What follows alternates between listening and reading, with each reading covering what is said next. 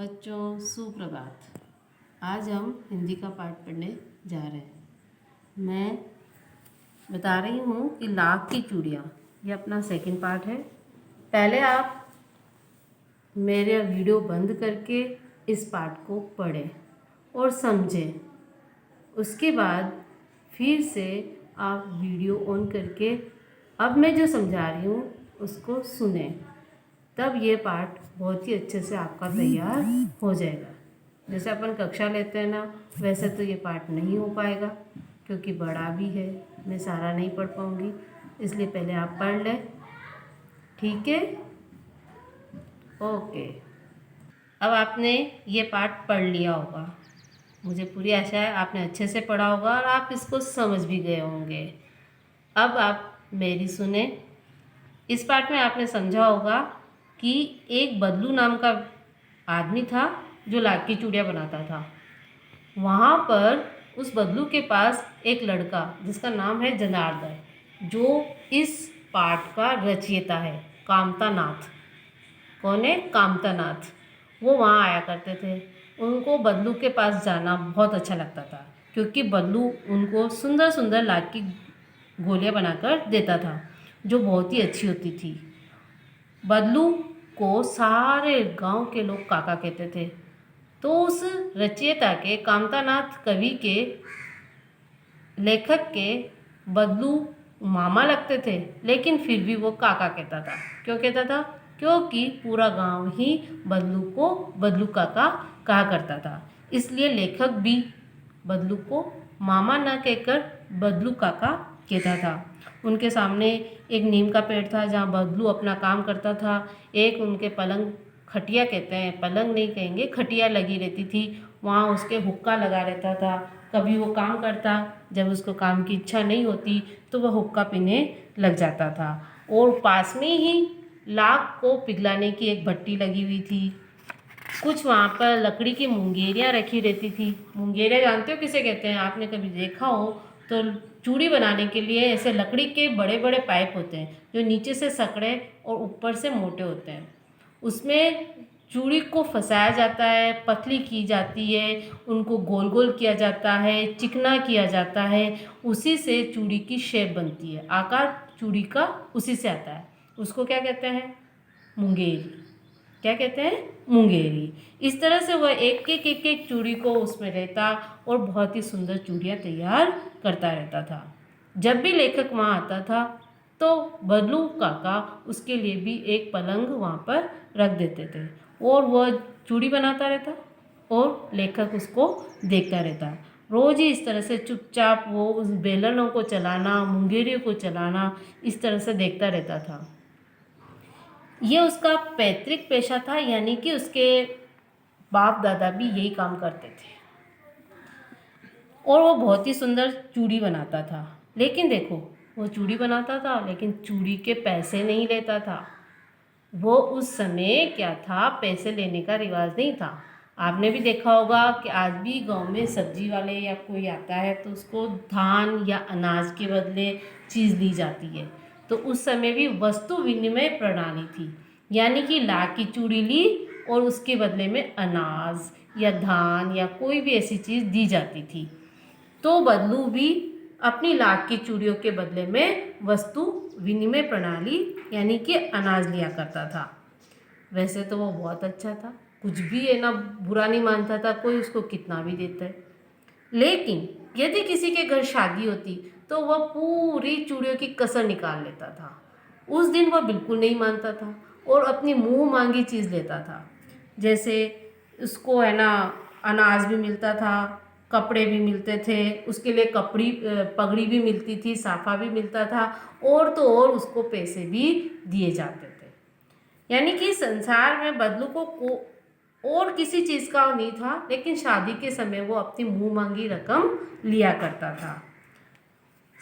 बदलू को सब कुछ अच्छा लगता था, लेकिन उसको कांच की चूड़ियाँ बिल्कुल पसंद नहीं थी। जब भी वो किसी के हाथ में कांच की चूड़ी देखता उसको बहुत चिढ़ होती थी, बहुत चिढ़, कांच की चूड़ियों से बहुत चिढ़ थी। यदि वो किसी स्त्री के हाथ में कांच की चूड़ी दिखती तो उसको दो चार बातें सुना देता था। वो लेखक से घंटों बातें करता, कभी उसकी पढ़ाई के बारे में पूछता, कभी उनके परिवार के बारे में, कभी शहर के बारे में पूछता। तो शहर में जब मैं कहता कि शहर में तो सभी कांच की चूड़ियाँ पहनते हैं, तो वो चिढ़ जाता और कहता है शहर के लोग हैं ना, उन वह तो औरतें मर्द के हाथ पे हाथ पकड़कर शहर घूमती है, तो वो तो कांच की चूड़ियाँ ही पहनेंगी ना। इस तरह से उनकी कलाइयाँ नाजुक होती है, लाख की चूड़ी तो वो पहन ही नहीं सकती है। इस तरह से उसको चिढ़ाती और इस तरह की बातें कहता। यदि वो लाख की चूड़ी पहनेंगी तो उनकी तो मुलायम मुलायम जो कलाइयाँ हैं वो मोच आ जाएगी, उसमें दर्द हो जाएगा। इस तरह से उसकी चिढ़ को वह निकालता था। कभी कभी जब मैं आता तो वो मुझे गाय का दूध पिलाता, उसमें भी मलाई डालता। उनके घर वहाँ पर खेत पे आम थे, तो जब भी क्योंकि मैं गर्मी की छुट्टियों में जाता था और उस समय आम का सीज़न होता है, वो मेरे लिए हमेशा आम ला के देता और मुझे भी बहुत अच्छे लगते। और जाते जाते मुझे बहुत सारी रंग बिरंगी लाख की गोलियाँ देता। एक बार बहुत टाइम बाद जब मेरा उसी गांव में मेरे ननिहाल आना हुआ, तो बहुत लंबा समय हो चुका था, 8-10 वर्ष बीत चुके थे और अब मैं बड़ा हो गया था। मुझे खुद को भी लाख की गोलियों में कोई रुचि नहीं थी, ऐसा लेखक कह रहे हैं। बड़े हो जाने से छोटी बातें, बचपन की बातें छूट जाती है।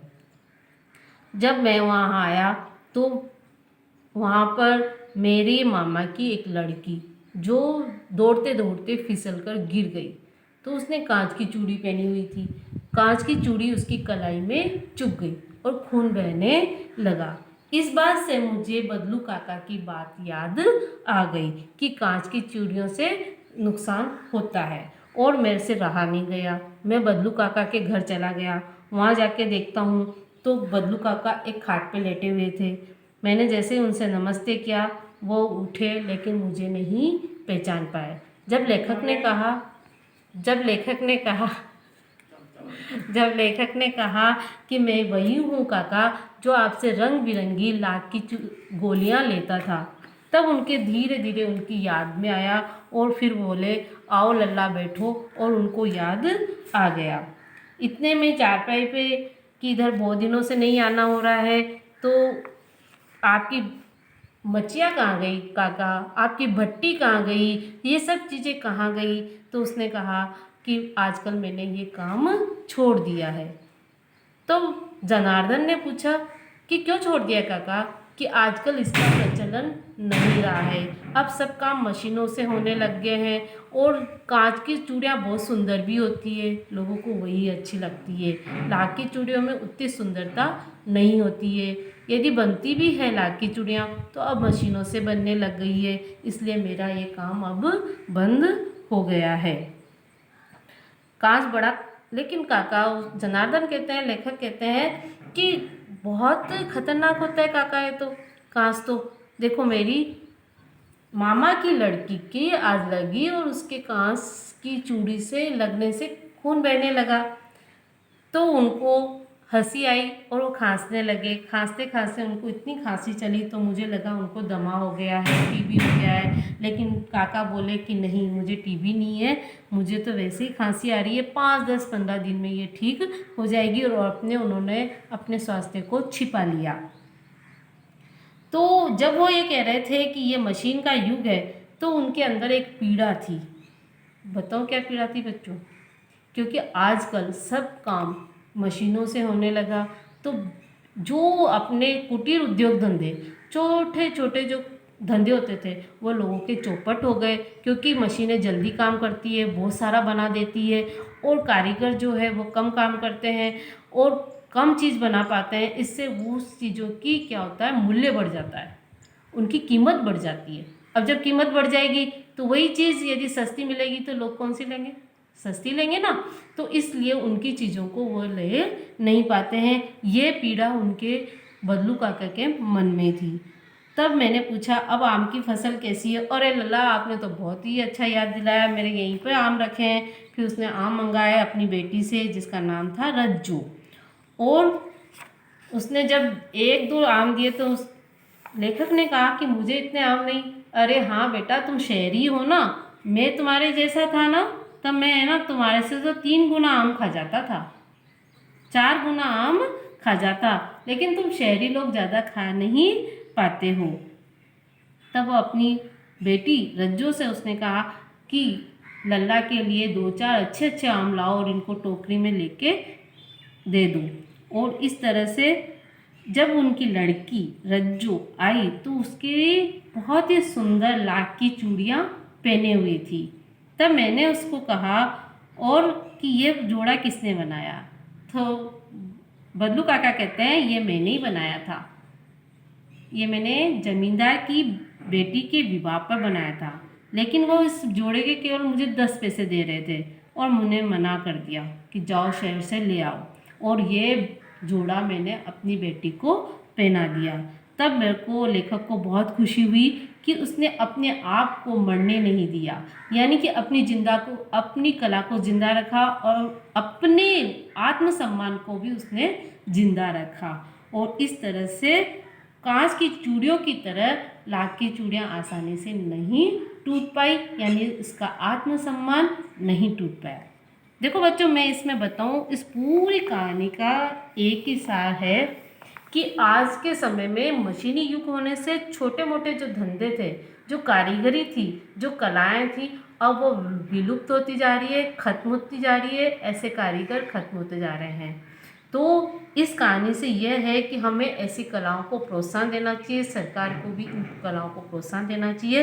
यही इस कहानी का मेन उद्देश्य है। इसमें जो प्रश्न उत्तर है मेरे को देखने से पता लग रहा है या आपके लिए बहुत ही आसान है और आप कर पाओगे।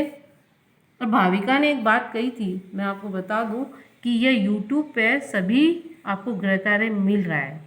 फिर भी यदि आपको समझ में नहीं आता है तो आप मुझे स्कूल आके पूछ सकते हो।